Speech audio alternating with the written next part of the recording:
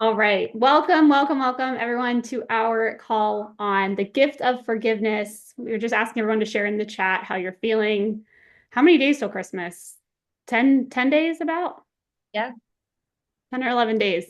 Well, my name is Ashley Howard. I am a partner of Heart of Wellness with my dear friend and business partner, Cheyenne Hawks. If you don't know my story, I have been working with Cheyenne for 2.5 years now. My life has completely changed since her coming into my life. And a year ago, we partnered to grow Heart of Wellness, which has been such a gift and a joy to be able to help people in a way that feels really aligned for me. And just being able to pay forward the change that I have been able to receive through coaching and through Cheyenne being a part of my life. So I'm really excited for this morning's topic. We have been running these Zooms almost a year and a half, 2 years, 2 years, over 2 years. We started in August of 2022. So these monthly Zooms are really near and dear to our hearts. We love to give back and share things that we're learning. And this has been one of our longest standing traditions that we've done every month. So welcome, Cheyenne. Welcome. Thanks for being here. How are you?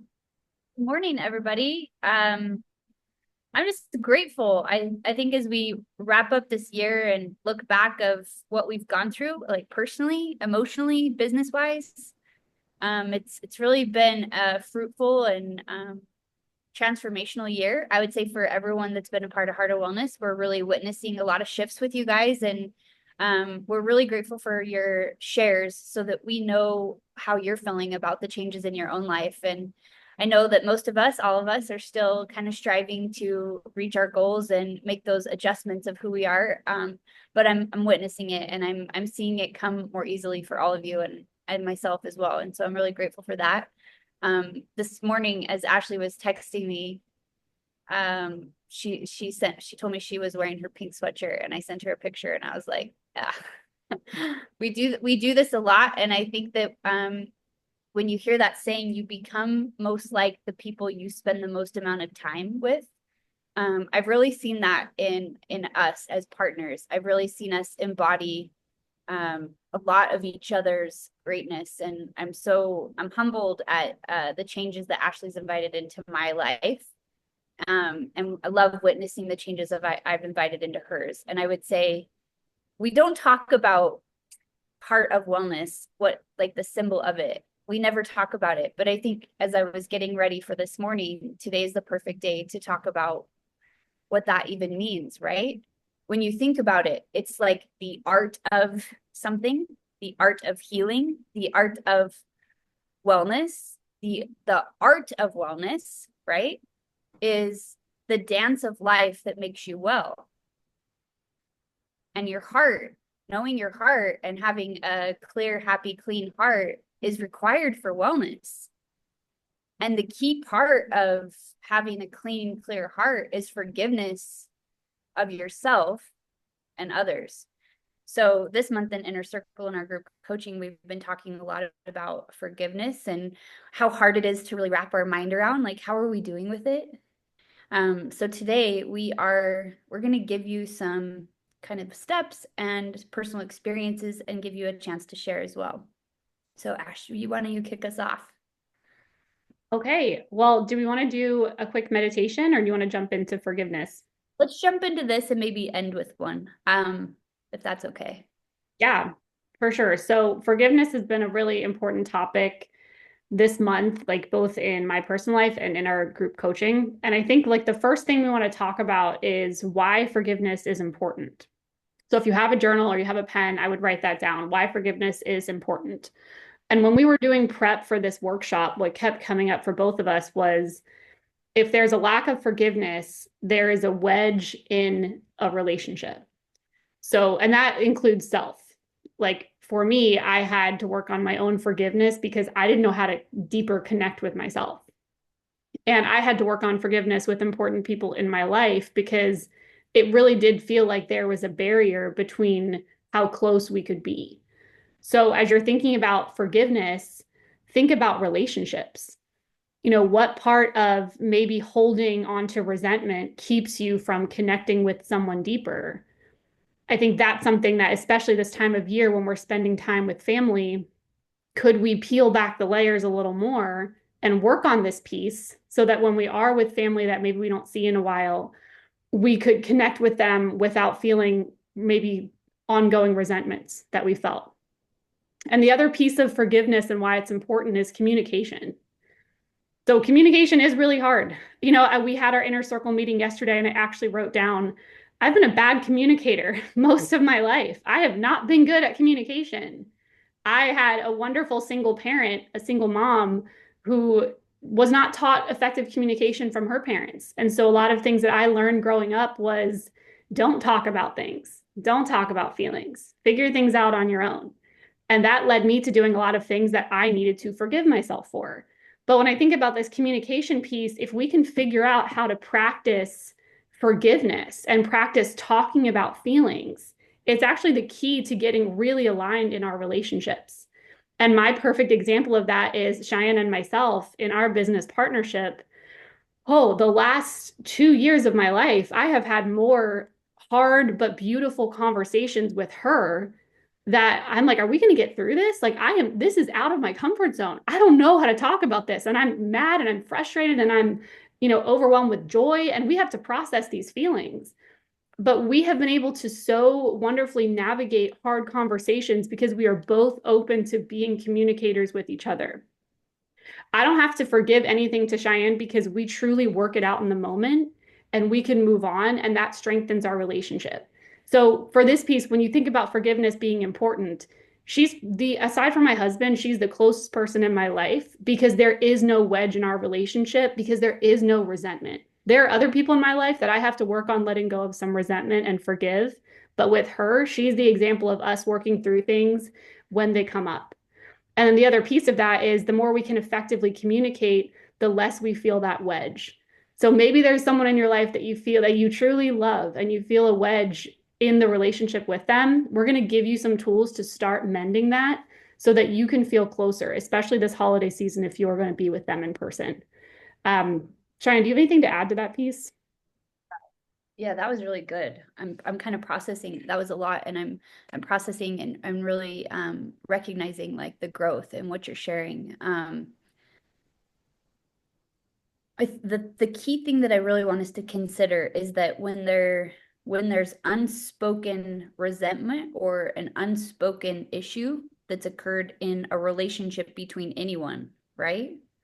Like you and your child, you and your coworker, you and a boss, you and your spouse, you and your parents, you and a different family member, you and some lady at the grocery store that just hit you with their cart. Like whatever it is, right? When there's some type of unspoken issue between you and another person, that's the distance. And I'm holding my hands up because I want you to visualize this issue is the distance between you and this person. And the only way to shorten the distance between you and that person is through communicating what that issue is and solving it. Not everybody is capable or interested in solving the middle piece. That's what's really hard about relationships is that, Ashley and I have made a commitment to work together in business. So we're committed to working through whatever distance this is. And that's hard work. But I have other friendships where there is an issue here and doesn't seem to be solvable. And the reason it's not solvable is that both people aren't committed to solving the distance between. And if we can find a way to tell somebody, hey, I recognize that there's a gap in our closeness. In my opinion, this is what's causing it. I would love to know for you what you think about that. And can we resolve it? Someone who values you as a person is going to say, abso-freaking-lutely. Thank you so much for bringing this up. Let's try to figure this out. I think setting a timer and working on it for 30 minutes is probably good enough so people don't get flooded or back up further. Right? So part of this is if there's an issue and you go in to solve it, you could make a bigger distance if you're not careful. And I think setting parameters on how much time you spend trying to solve it helps with that. But how does this play with forgiveness? Right? I think the number one thing is like if we truly believe that people are doing the best that they can in their life, like write that down. If you truly believe that people are doing the best that they can in that moment, because who knows what happened, what's going on for them in that moment. If we believe that they're doing the best they can, that's 90% of forgiveness. Like, let that sink in for a second. If we in our hearts can look at the world and say, you know, I don't understand, I don't agree, I don't like it, but that's the best you can do, that's 90% of the work we have to do with forgiveness. The other 10% is how that made me feel. So write that down. So 90% is, can we believe that they're doing the best they can? And then the 10% is, how did that make me feel? And then we have three things we can do with that. How did it make me feel? Number one is, that made me feel so uncomfortable or terrible that I'm not willing to continue signing up for more of the way that feels. This thing that happened was so uncomfortable that I'm not willing to invite feeling that way again. Now, either that person is going to, number two, they're going to either recognize it and say, wow, I see, and I don't want to do that. Or they're going to say, oh, I don't agree. That wasn't a big deal. Can we still forgive if they're not sorry? That's the hardest part, right? But if we can get 90% of it done, that we believe they did the best they could, 10% of it is, that didn't feel good, and do they care or not? The third part of this is, we can either forgive and have them close, or forgive and have them at a distance to protect ourselves. But how much work does it take to get to what we just said, right? We have to really recognize that there's an issue between two people. That's that bubble. Here's this person A and person B. This issue in the middle is what needs to be figured out. If we can figure it out, the connection comes together. And if this is a pattern, something that they do repeatedly, you're going to have to work through this repeatedly until there's accountability and boundaries and changed behavior. And so those are kind of the three steps of like repairing the relationship: is accountability, changed behavior, and recognizing, right? But I think, like, if we have one takeaway for the whole workshop, is if we believe that people are doing the best that they can in that moment, that's 90% of forgiveness. It kind of shortens the gap, because what we've noticed in our group is that forgiveness feels so overwhelming. It's like, I don't even know where to start. Well, let's start there, and then the math equation is a lot lower. Yeah, that's so good. I want to share, well, can we go into this? I wanted to share some things like personal for me, Oh, yeah. that I've needed to forgive myself for. And I know you, Cheyenne, you and I've talked about like from our own lives, but for both of us, medicating with alcohol was something that I really had to work on forgiving myself for. I know Cheyenne as well. Alcohol was a part of our lives for a very long time. And, you know, when I had trauma happen in my life, I turned to alcohol, and I already had been drinking, but that really increased it. And a lot of things that I have said and done and situations I've got myself in from when I was 16 years old to 2 years ago, I have had a lot of regret. And I have things that I really had to forgive myself for, because what I realized was, the more that I had things that I felt shame around, the more that I would pull back from other people, so that people only saw a version of me, but it wasn't the true version of myself, which kept me from being close. Even with my own husband, there were times when I just pulled back so much that I was in this shell and I didn't feel close to anyone. So I've really had to work on, I'm coming up on 2 years alcohol free, which I'm so incredibly proud of. And we've had to do a lot of work on forgiving those versions of myself, because they got me to where I was today. Forgiving my mom for not having, from what I would say, important conversations about things as a teenager that I kind of stumbled and had to figure out on my own, and then regretted some things that I have done. And Cheyenne, what you said hits home for me so much, because I 100% believe she did the best she could. And I think getting to that piece is so huge because now there's just not resentment there. Whether or not I have this closest relationship, I can move forward because there's not resentment holding me back like there once was. So for me, it was medicating with a substance. It was creating distance between people that I loved, and it was lying to protect myself. And those are all things in my from teenage to adult years that I have had to really work on forgiveness. And I can tell you, it feels like a weight off my shoulders when that no longer consumes me. So those were some three major things that came up for me when we talked about this workshop prep. Oh, I love that. Yeah, so when we were talking about the workshop today, we wrote down some key things, and we both feel like the first step in this topic is identifying what do you need to forgive yourself for. You know, that's really your homework before the end of this month to wrap up this topic is what do you need to forgive you for? The key to deeper relationships is having a better relationship with yourself. The better relationship you have with you, the better relationship you have with everyone else. And there's two parts of that. When you become closer with yourself and take better care of yourself, you don't put up with crap from people who don't treat you right. You're no longer interested in it, right? You know better. And so it just like quitting alcohol, this process is lonely too, because you end up like weeding things out and people out that just like they're not headed in the same direction you are. And while Ashley and I are over here trying to save the world, right? We also recognize that we only can help people who want to help themselves. And I think that's our lesson from this year. We were like tooth and nail trying to help people that did not want to help themselves and like would not follow like general guidelines and groups. And we were just like, why can't they see what we're trying to do here? And it's like, why are we wasting our energy on people who don't want to work on themselves?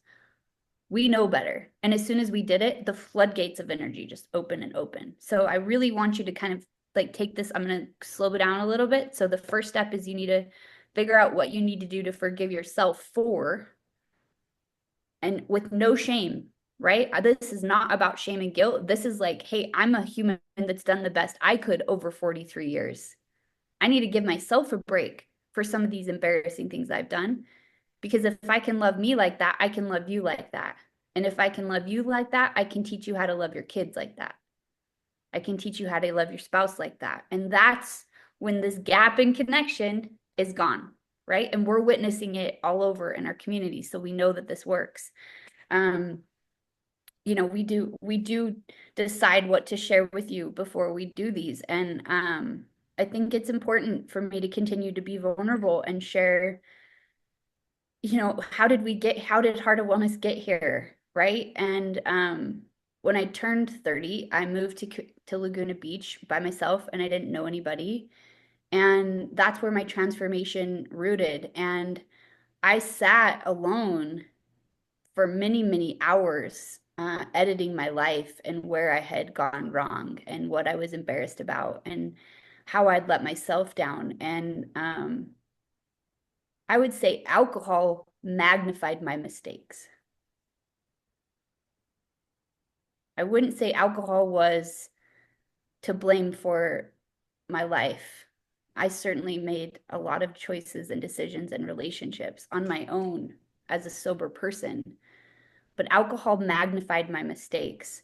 So when a relationship wasn't working and alcohol was involved, the disagreements were toxic. When I was doing too much, teaching yoga, working, having a social life, alcohol prevented me from getting enough sleep to think clearly, to slow down, to be present. I think it put me on autopilot for a lot.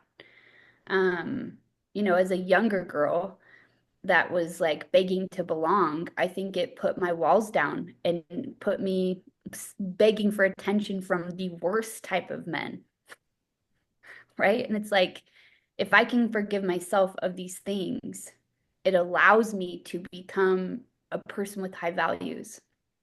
And drinking alcohol didn't make me a person of low values. It enabled me to make decisions that I'm embarrassed about now. when I look back in photos in my phone, of my 75,000 photos, I can see the difference in who I am today as someone who's really intentional and kind and aware of other people.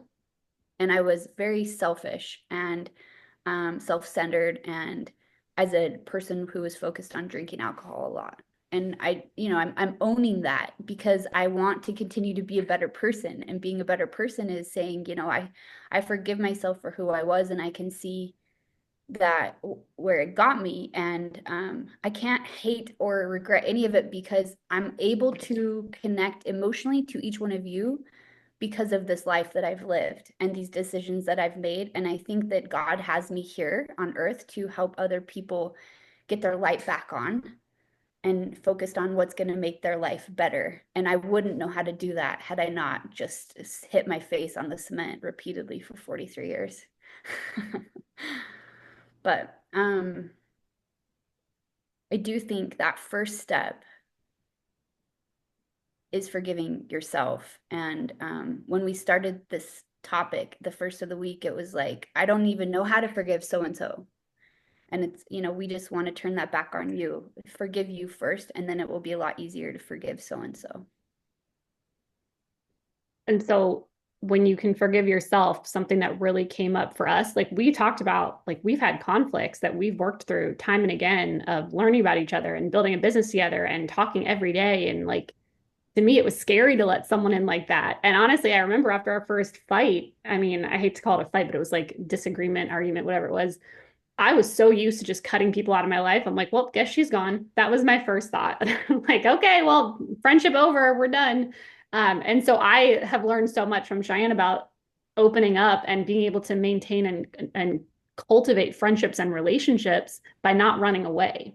So that's probably a topic for a whole other call, but I have learned to stay in the discomfort to be able to forgive and move on and actually see the beauty of becoming closer after hard things. And so what came up for both of us, yeah. Right there. Okay, but if Ashley and I were drinking, Yeah. having these hard conversations with each other, I promise you, we would have gone too far. Yeah. And it wouldn't have been repairable. And I want you to think about what I just said. Like, we have worked through so much. Like, we have both grown together because we have committed to, we have to figure this out. We are so like committed to like, we can't fail. We feel like we're directed to do this. We cannot fail. If we were drinking, having these conversations, or if we were hungover, having them the next day, we wouldn't be here. I promise you. I promise you. Because we wouldn't have the awareness of what the other person needed in that moment. Right? Like, because of my awareness, I know just how far to push it. Because of her awareness, she understands how important this is to me. We get that by clarity. Yeah. Sorry, Ash. I was like, wait, no, this is really good. I don't want to miss that. We joke sometimes. We're like, what would we be like friends wise if we would be like going out on the table drinking We together? know we would have fun, but we also feel like we probably end up in jail. Be a dumpster fire for It would sure. be a dumpster fire.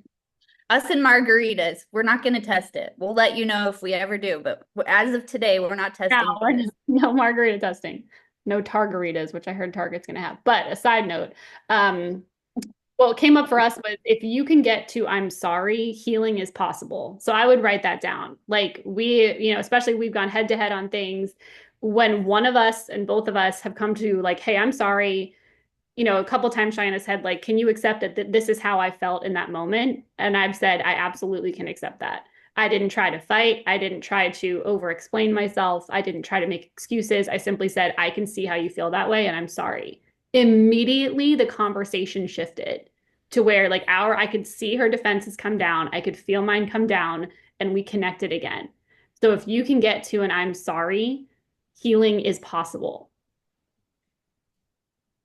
I think, and also it's like, I'm I'm sorry, period.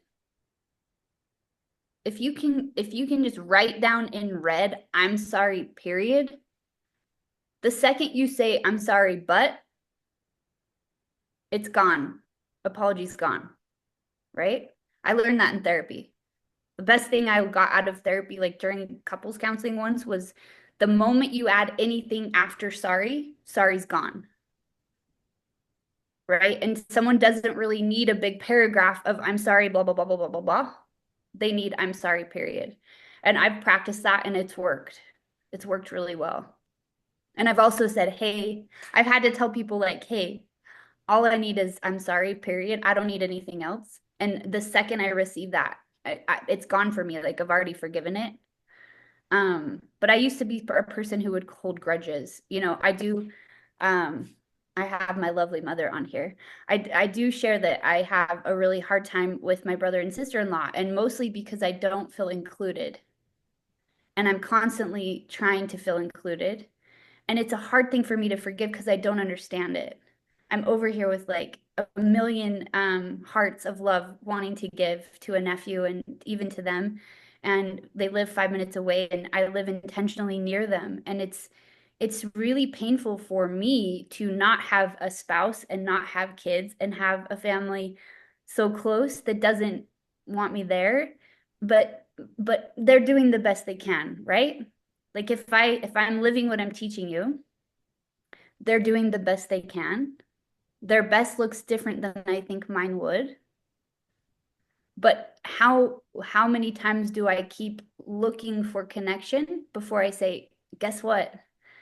I gotta go somewhere where someone is like so excited that I'm at the door. I gotta go somewhere where someone is like, hey, even though it's like last minute, come have meatloaf with us, right? So I need to teach you on in this is that like forgiveness is good so you can release what's heavy on your heart and lean into where your heart feels really received. And we have this community so that you have a place consistently multiple times a week where your heart is received and celebrated. You know, we might be the ones like up here, like, yeah, yeah, we got this. We learn from you probably more than you learn from us. And we need to do a better job of telling you that. Yeah. Okay, there's my vulnerable share for today. Love it. I'm done. Well, I think that's like the best gift. We are in the holiday season, and like, what better gift can you give yourself than releasing things that you don't need to carry? Um, and maybe like, this is my vulnerable share too. My brother passed away 9 years ago, and I had a lot of resentment towards him while he was alive. And I have worked on forgiving him in his passing. So, like, I just wanted to share that if it's someone who is no longer on this earth, forgiveness is still possible. I actually, in a strange way, feel closer to him now than I ever did. And I talk to him, and I think regardless of who it is in your life, if they're here or not, there's always opportunity. But I would not have gotten to that place with him if I didn't get to that place with myself first. And what better gift over this holiday to give that to yourself so that you can extend that to others, no matter where they are. Um, so we have some journal prompts for you to think about. Just two short ones. I love what you said. I love what you said about that. Like maybe can you give yourself an assignment of, is there someone who's passed away that you could forgive? Is there someone that's not here and to me, like one of the things I've encouraged most of my coaching clients to do is, can you write a letter? And right? Or can you forgive yourself for something with someone that's passed? Like either way is true. And write a letter of like, if you were here today, this is what I would say. And here's what I want you to know. And here's what I wish I could know from you, right? Can you do that work? Because I think that the veil is very thin with the people who have passed. Since losing my coach just over a month ago, I feel very close to her. And so I do think that even writing a letter, I think that they can see it and I think they can feel it. And I think it cleans our hearts to do that work. So good. I love that you added that. So homework. Yeah. Yeah. I mean, it goes and we have two questions for you is who do you need to forgive? Yourself, someone, like write that down, write it on a paper. And then the second part of that is how could the relationship change if you practiced forgiveness with yourself, with someone else? Maybe it will never be like what you expect it to be or hope it would be, but it could be better than it is now. And I think like with all the conflict in our lives and in the world, if we can soften that a little bit, that's a ripple effect over time. If I get softer towards my mom, my daughter feels it. What do I want the relationship to be like when I'm in my 70s and she's in her 30s? I need to be that example now. So that's my motivation, to be softer towards my mom and care about her more so that my own children can see that. And that's how I can teach it. But that had to come from forgiveness because I had a huge chip on my shoulder that things should have been different. And every time I let myself go down that path, I think she did the best she could. And I've learned invaluable lessons from someone who was so strong to raise three children alone. I don't know how she did it. And I'm thankful she did. Oof. I think we talk about the work Ashley and I did leading up to her getting sober. This is it. What she's sharing right now. These are the hard conversations we had. We were digging up the things that were being medicated, that were tabled. And as we worked through those, right? Like she just has transformed to be a different person. And the only reason why I knew how to do that is because I had a coach doing that work with me for 18 years. I didn't know how valuable that was until I witnessed it in Ashley and then lost her and was like, whoa, I've had someone like really molding the way I saw the world. And that's helpful, right? Something came up when she was sharing that. I want you to write down the idea of blanket forgiveness. So the people in your life that you deal with all the time, you've probably had a million opportunities of disconnection over that time, right? Like, oh, you didn't do the dishes, your clothes are on the floor, you gave me the car back empty, right? All these little things that just like irk you. If we can give blanket forgiveness to the people who are closest to us with the caveat of, I really believe you did the best you could, what I think will happen for you is you'll notice one or two incidents that need deeper work. Those are worth notating and working through. And if you want some coaching on how to work through those things, reach out, right? And it could be as small as you didn't come to my ballet performance in third grade and I'm still upset about it. These little tiny things that happen ripple for us forever, and they impact who we are and how we relate to others. So really think about that. Are these people that are closest to you, is there a couple incidents that need deeper work? And maybe that's something you can do in 2025. In the meantime, like let's lighten the load as much as we can, but let's not ignore that it's possible that there's deeper work that in this middle part between person A and B. I love that. I love that. That was juicy. Yeah, Good. that was juicy. Let's give them a chance to share. Let's see if anybody wants to share. No pressure, right? Yeah, no pressure, but if you have if you think you're going to forgive yourself, working on that, if there is someone that you want to forgive and you want to talk about it, this is an opportunity to share.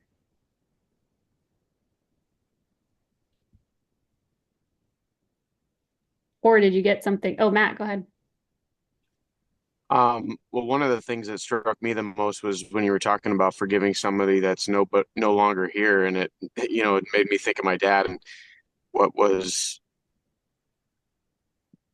hard in the beginning was, we didn't have a great relationship, and moving back home and being closer, I think was going to be the start of improving that. And I had a lot of resentment, so I'm just going to reflect on that.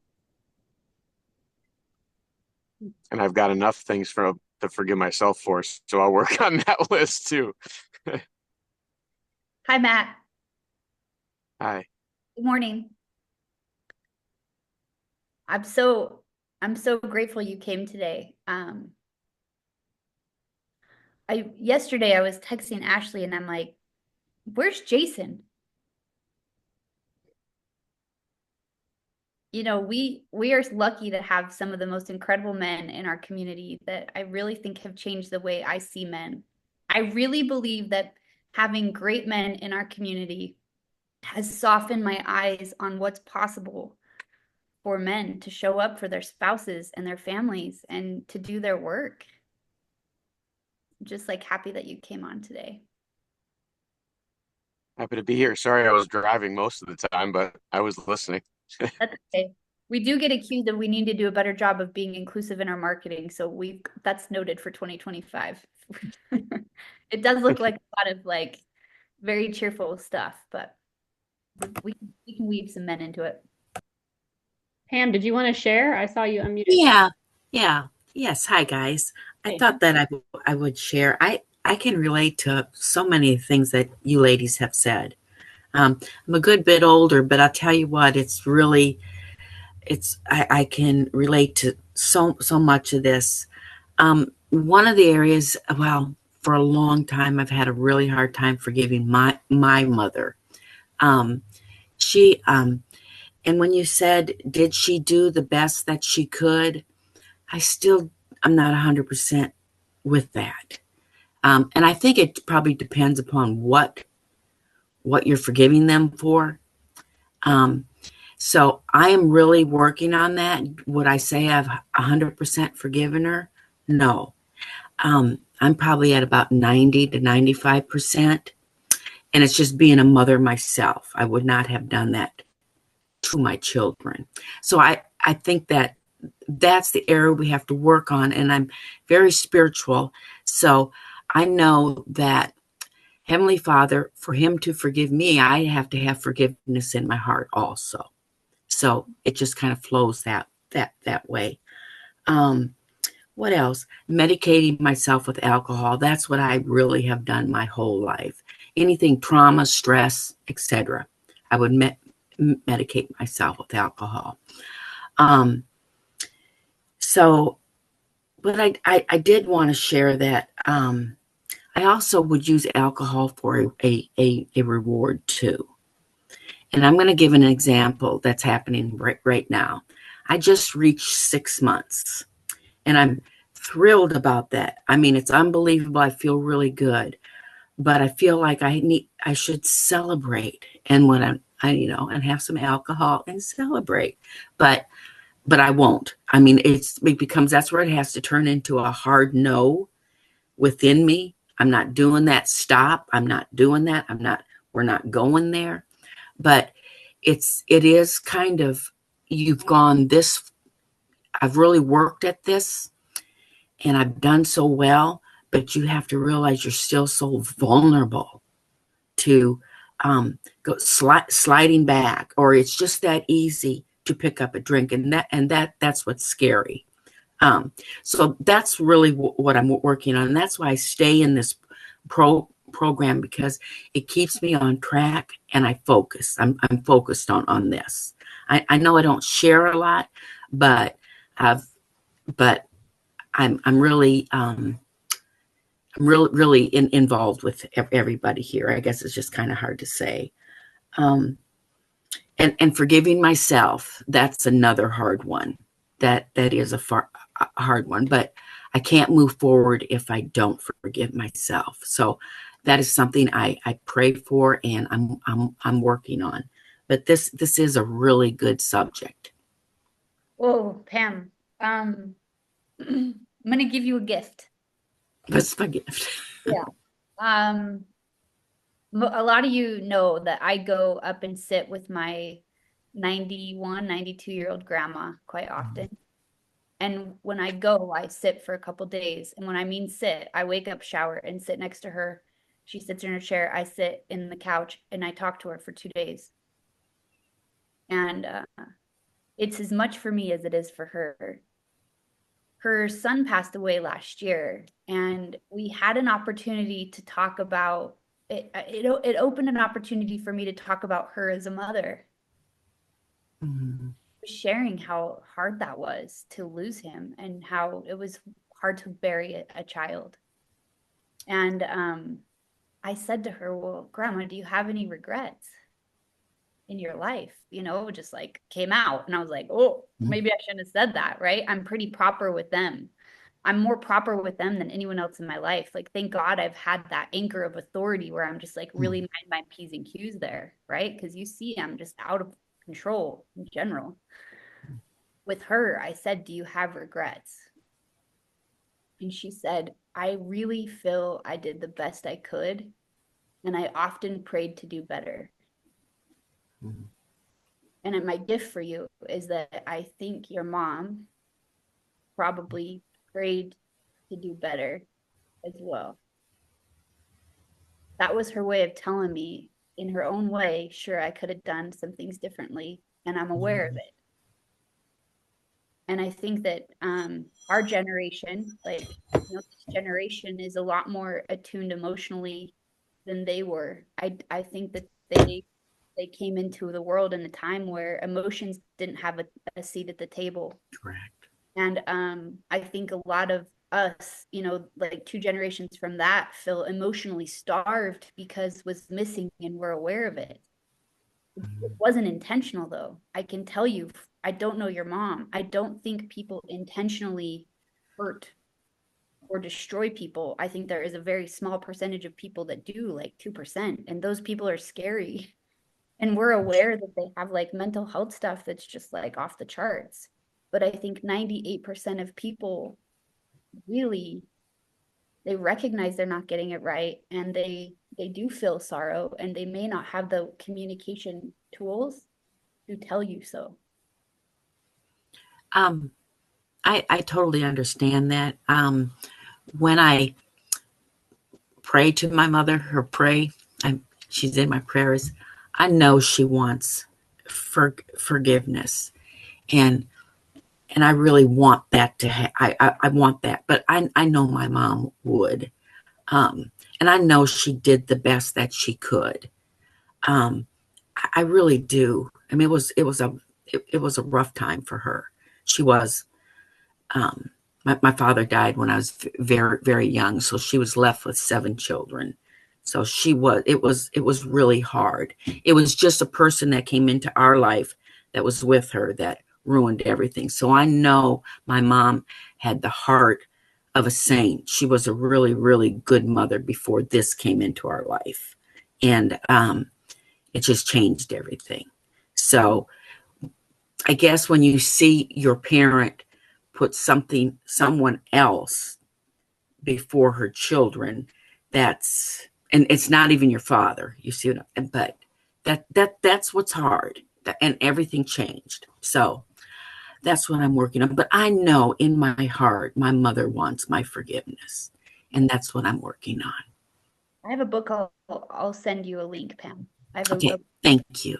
yeah, I'm listening to it. I'm halfway through it. It's really good, and it kind of talks about something like this. So I'll share with you. Okay, thank you. For sharing, Pam. Finally, huh? I love it. I'm glad you're here. Thank you. Guys, thank you. It helps us connect when you can be vulnerable. So Matt and Pam, thank you for sharing. And I know everyone got something from that. And I'm sure we're all kind of working through our own minds right now of, yeah, I need to work on this. I need to sit with this.